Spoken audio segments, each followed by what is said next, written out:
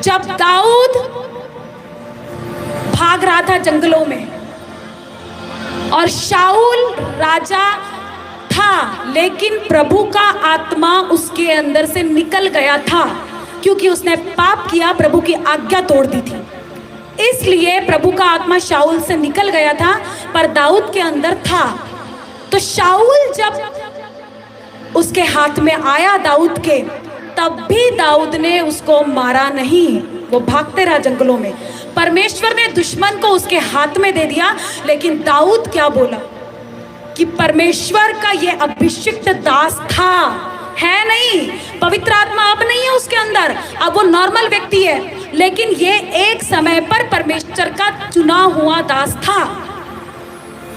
इसलिए मैं अपना हाथ इसके विरोध में नहीं उठा सकता हूं। सोचो, मेरे स्पिरिचुअल फादर ने उस दिन बताया, अगर वो ये सोचता है कि ये चुना हुआ था, अब नहीं है, अब पवित्र आत्मा नहीं है, अगर आज कोई होता तो बोलता था अब इसके अंदर तो ये पवित्र आत्मा नहीं है, ये क्या खड़ा है, ये क्या प्रचार कर रहा है।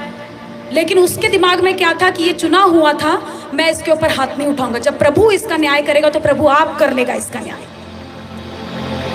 और सोचो, उन्होंने बताया, उन्होंने सीधा बोला उस दिन, उन लोगों का क्या जो ऐसे लोगों के विरोध में बोलते हैं, जो ऑलरेडी परमेश्वर ने जिनको खड़ा किया है, चुना हुआ है, सेवा के लिए खड़ा किया है, वो जानते हैं कि ये वफादारी से चल रहा है, वो जानते हैं कि सच्चाई से ये भवन चल रहा है, ऐसे लोगों का क्या जो अभिषिक्त दासों के विरोध में पीछे से बातें करते हैं, क्या होगा उनका?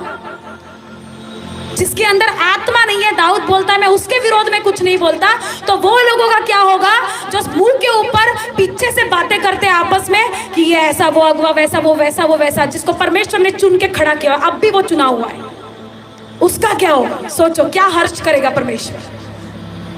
आज उनको कुछ नहीं लगता है बोलते टाइम, लेकिन जब वक्त आएगा ना, मेरी बात ध्यान रखना, अपनी आंखों से तुम एक एक का न्याय देखोगे, अपनी आंखों से।